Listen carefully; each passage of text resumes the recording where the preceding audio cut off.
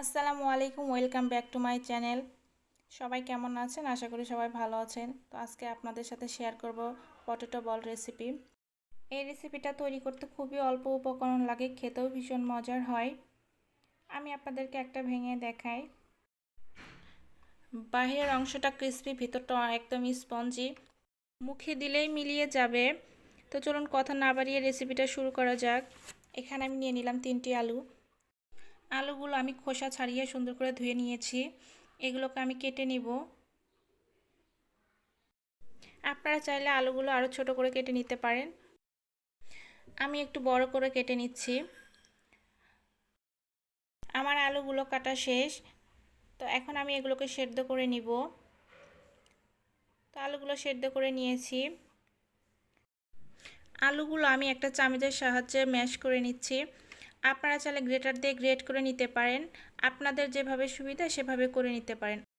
আমি চামচ দিয়ে করে নিচ্ছি। আমার আলুগুলো ম্যাশ করা শেষ। তো আমি এখানে দিয়ে দিব লবণ। আপনারা আপনাদের স্বাদ মতো দিয়ে দিবেন। 1 চামচ মরিচের গুঁড়া দিয়ে দেব, 1/4 কাপ কর্নফ্লাওয়ার। তো এইগুলো দিয়ে খুব ভালোভাবে মিশিয়ে নিব। তো আমি চামচ দিয়ে মিশিয়ে নিচ্ছি, আপনারা চাইলে হাত দিয়েও মিশিয়ে নিতে পারেন। তো আমার এগুলো মিশানো শেষ। দিয়ে দিব 1 টেবিল চামচ রান্নার তেল। তো তেলটা দেওয়ার পর ভালো করে মিশিয়ে নিতে হবে। আমার মেশানো শেষ। এখন এগুলোকে বল বানিয়ে নিব। আমি এভাবে বল বানিয়ে নিচ্ছি। আপনাদের যেভাবে সুবিধা আপনারা বল বানিয়ে নেবেন বা অন্য কোনো শেপ দিতে পারেন। তো দেখুন, বলগুলো এমনভাবে বানাতে হবে যেন বলের শরীরগুলো একদম মসৃণ থাকে, দেখতেই পাচ্ছেন। আমার বল বানানো শেষ। আমি সবগুলো বল বানিয়ে নিয়েছি। তো এখন এগুলোকে ভাজতে হবে। আমি এগুলোকে ভাজার জন্য কড়াইতে পর্যাপ্ত পরিমাণ তেল দিয়ে নিয়েছি। চেক করে নিব তেলটা গরম হয়েছে কিনা।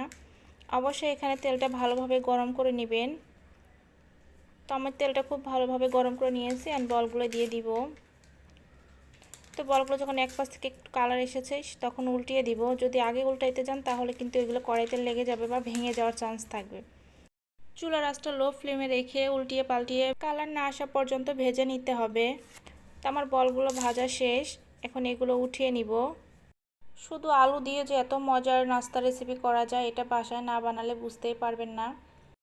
পটেটো বলগুলো আপনারা চাইলে চার সাথেও সার্ভ করতে পারেন, খেতে খুবই ভালো লাগবে। আওয়াজ শুনেই বুঝতে পারতেছেন কতটা ক্রিস্পি হয়েছে, ভিতরটা একদম স্পঞ্জি।